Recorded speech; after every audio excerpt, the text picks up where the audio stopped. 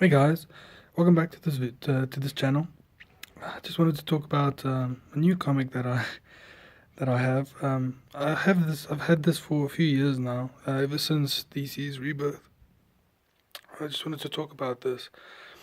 So this is basically Detective Comics. It is a comic that started way back in 1939, if I'm remembering correctly.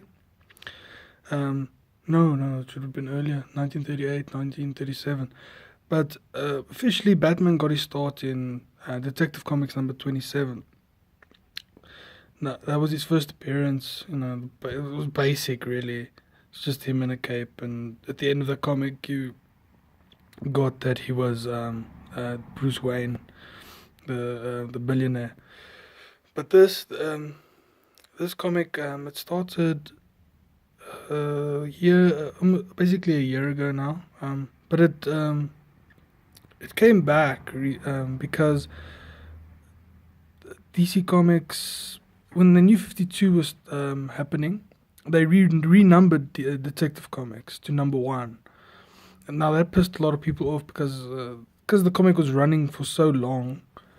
Um, the number just stacked up. As you can see, it's like 934. That's the number of the issue.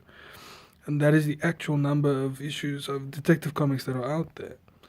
Now, it pissed a lot of people off that they stopped the publishing of this comic because it was one of the legacy issues. This and Action Comics were the big comics at DC, and it actually gave the company its name. You see, Detective Comics, DC Comics, and it was very weird for them to do that. But I can understand from a business point of view. Number one issues always sell more.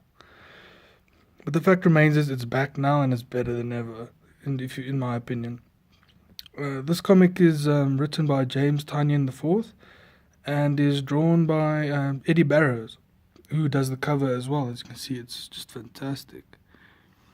On the cover, there's a bunch of guys around Batman. There's like Batwoman over here, and you get Red Robin, Tim Drake. He used to be Robin, but Batman's son took over that role. And then you get Spoiler, who's just a ancillary character. Her name's Stephanie Brown. Then you get Orphan, who's also known as Cassandra Cain. And then obviously in the back, a lot of people, you should have noticed by now, that's fucking Clayface. And the reason Clayface is in this book is explained in the book, so let's just start from there. Now, obviously, you have to always start in Gotham City. Now, and this character is not on the cover, but he does become very important later on. This is Azrael. He used to be Batman at one stage in his life. He's from the Order of Saint Dumas. It's like a secret organization planning to take over the world, really. They're basically trying to usurp Batman's role as defenders of cities and, just usurp him, really. Now, basically, what happens is Azrael is being hunted. You don't know from who. Basically, he's a superhero these days. He used to be with the Order, but he's not anymore. He turned against them and decided to be a hero in his own right.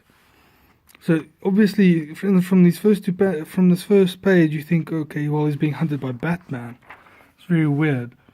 Then you see all these cool panels about him like fighting against Batman. And obviously, this silhouette makes you think, oh shit, Batman's gonna fucking kill this guy, and you don't know why.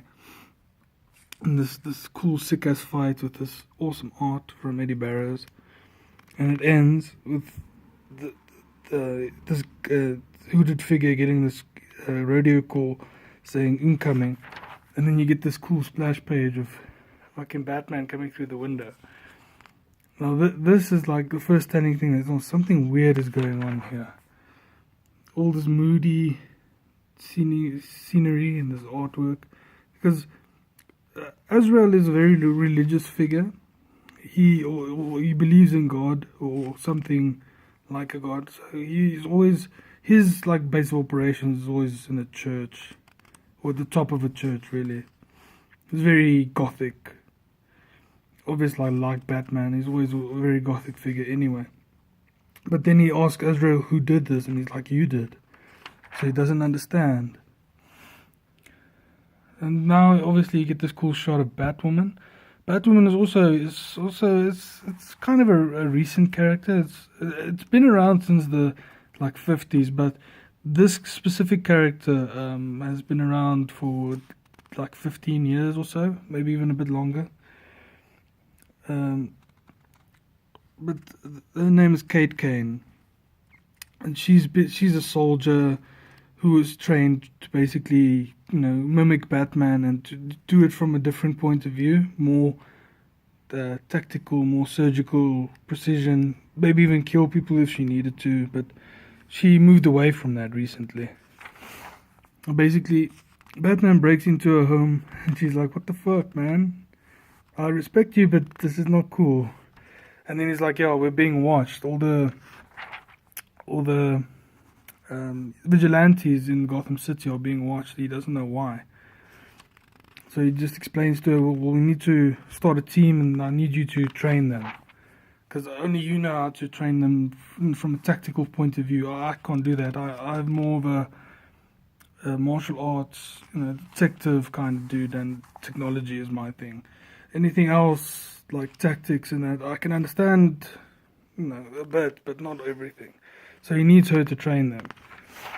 This is a cool scene because he basically reveals that they are related in some fashion, because his mother was a Kane and his father was a Wayne.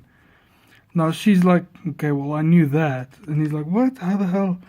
It's like she's a detective too. She realized the first time they met the way that she knew who he was, which is a very sweet scene if you ask me.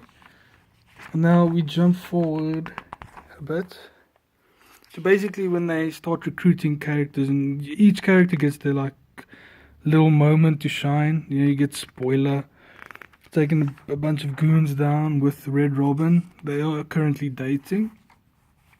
It's just cool. It's cool. It's a cool dynamic. There's not a lot of superhero couples that stay around long, because the superheroes and people need change all the time. Readers, you need to keep their attention. So they always, switch things up when they need to. So they obviously these guys join them instantly because Robin is so attached to Batman. Now there's some stuff happening in between scenes with these characters. They all have their own like little side stories going on. I think here you don't know what's happening yet. Red Robin is very clever, and he's always been thinking about like going to universities and moving away from the superhero business, especially after Bruce and Damian, Bruce's son, became Batman and Robin. It's kind of like, he doesn't want to be Red Robin anymore. He wants to do something else with his life.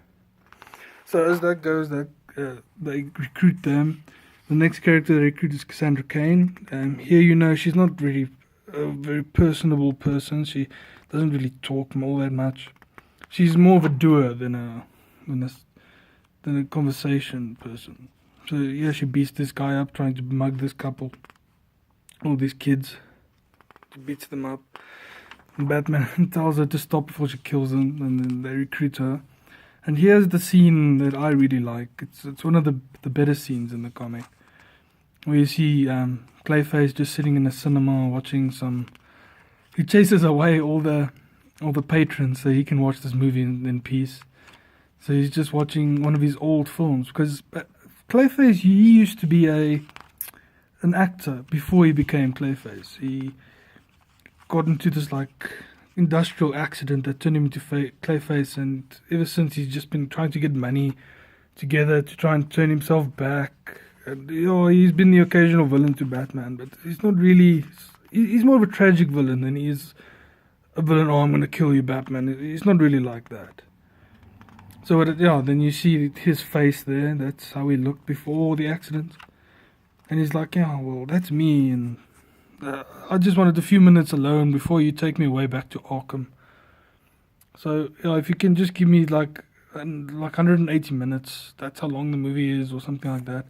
And then Batman smokes and he's like, "Oh, well, that's not why I'm here. I'm more here to give you a chance to redeem yourself for past sins." And Batman was like, are you sure about this? And Basil's like, well, okay, well, what's the catch? It's like, well, we'll do everything we say, and then you can have your freedom.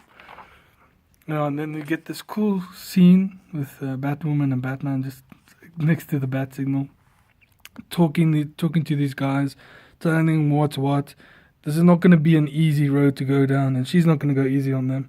She's going to punish them every step of the way, because that's how life works. And then they move off, and Clayface is like, what the fuck? How am I supposed to follow that? And then they just go off and into the night, talking about, okay, well, this is what we're facing. We don't really know who they are yet, so let's stick together and watch each other. And you see this little robot thing watching them. And you see this giant army of, like, almost bat themed super villains saying, okay, well, we need an army to stand against them. And that's how the comic ends. Which this is one of the more cool. This is one of the cooler Batman comics on the stands at the moment. This is obviously way before.